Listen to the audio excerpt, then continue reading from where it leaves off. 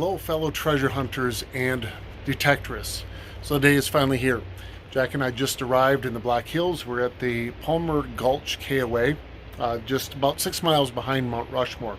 We've been planning a mountain bike ride on the George Mickelson Trail for more than a year now and are finally here. Now, we left early this morning and for the most part drove straight through. We did stop in Chamberlain to see the Lewis and Clark Visitor Center there, and then no trip west would not be complete without a stop to Wall Drug to actually get some lunch and do a small amount of shopping. So it turns out my son is deathly scared of mountain lions. He surprised me while we were there. He insisted on buying 2 hunting knives so we would have weapons with us in case we were attacked while out on our ride. Very, very funny, and I'm going to milk that for all that it's worth for the rest of this week. So we actually got here early to mid-afternoon, so we've got the rest of the day and evening to do stuff before we get on with our bike ride and some treasure hunting tomorrow. So we've got all of our stuff in the cabin here. This is where we're staying. Just a simple one-room cabin. We won't be here a huge amount because of the bike riding that we'll be doing, some of the treasure hunting. When we checked in, Carly with an EY at the front desk was gracious enough to also give me permission to do metal detecting in one of the very open, wide open fields just on the other side of the campground. So looking forward to doing some of that as well this week. So the rest of this afternoon, our plan is we're going to be driving into Keystone. We went through there on our way here, but we're going back to walk around, see the sights there.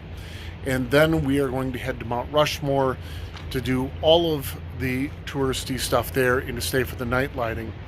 So when we get back here, I'll check in with you again and give you a quick update of how the day went and a preview of what's going to be happening in our treasure hunting over the next 3 days.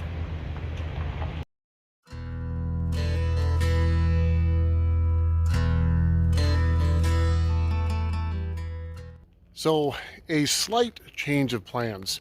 We had some extra time, an extra couple of hours, so Jack and I decided we were going to venture on to the site of our first treasure. So we are at Sheridan Lake now, and we've hiked back kind of along the lake through the trees here. Absolutely gorgeous. And the treasure, lost treasure of Burnt Ranch. So in the mid-1870s, we talked about this before, was the height of the gold rush. And the cavalry, the army, was hired to protect stagecoaches during that time because of all of the stagecoach robberies going on. And the cavalry was actually stationed here at Sheridan Lake. They had a camp here as they traveled between Custer and Deadwood. And there was one morning when one of the soldiers went missing. So other soldiers, 10 of them, went out looking for him. He was not to be found. And the next day, just to the east of here, so off in that direction, there was a miner who was found. And his mine was farther off to, I believe, the north or the northwest of the lake here. And it was believed that he was on his way to Rapid City to cash in $3,000 of gold dust that he had found. So that next morning, he's found dead. There's a missing soldier. They put 2 and 2 together and decided that he probably is the one who killed this soldier. So as it turns out, this missing soldier eventually rejoins his unit, where he is arrested for being AWOL, away without leave. The theory was that he killed this soldier. His commander said he was already arrested because of being AWOL. They weren't going to do anything about the murder, but they had put him to work at a sawmill nearby here. One day, one of the other workers at the sawmill was talking about this mysterious murder, and this soldier became so enraged that he grabbed the worker and threw him into a circular saw, killing him immediately. Upon seeing this, the other workers at the mill grabbed the soldier and hung him right there. Natural consequences. This is how things worked here. People took care of things themselves. The soldier never admitted to murdering the miner, but the evidence really showed that it probably was him because there were military boot tracks that were found near the body of the dead miner.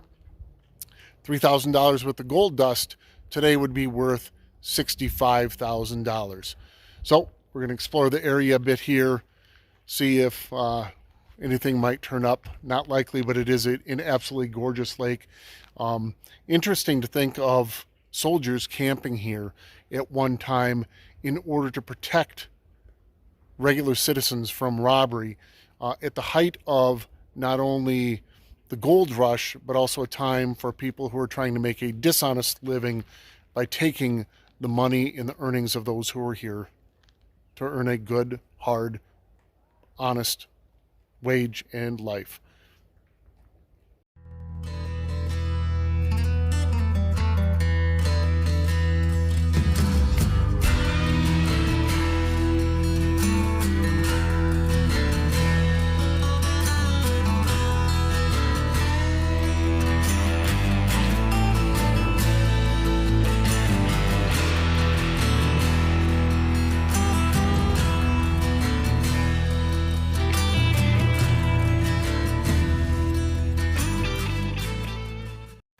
So that is enough searching for today.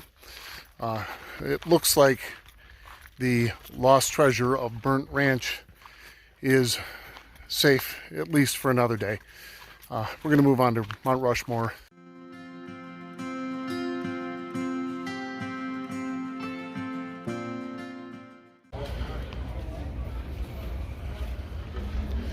About 20 years ago,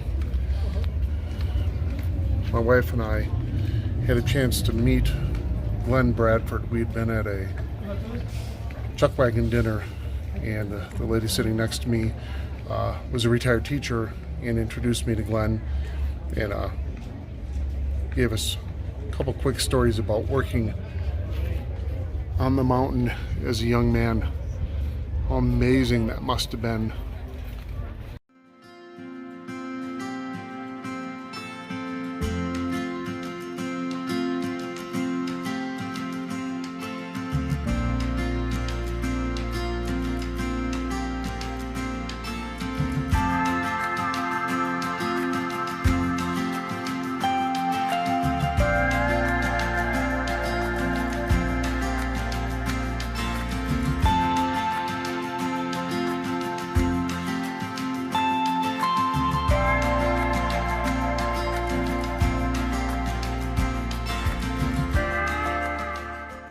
So it is evening. We had way more time on our hands than we thought we would today.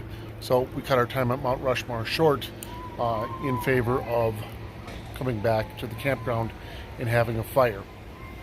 We got a long day tomorrow. We've got 32 miles of biking. So the plan for tomorrow is we're going to drive up to Deadwood and then get on the George Mickelson Trail and ride a little bit more than 16 miles south from there and then turn around and go back. While we are sharing the story of the Sydney duck cache. I'll share that story tomorrow, but it is a very interesting story and a very similar end to today's. This part of the country was the Wild West. When the gold rush happened, there were people that were here trying to earn an honest day's work and wages, and there were other people that were here for very dishonest reasons. And their fate was determined most of the time by the people closest to them. So the other two legends that we've got to tell as well, one of them has a very, very similar story, a very similar ending as well. That will be on Wednesday, Lame Johnny's Lost Treasure.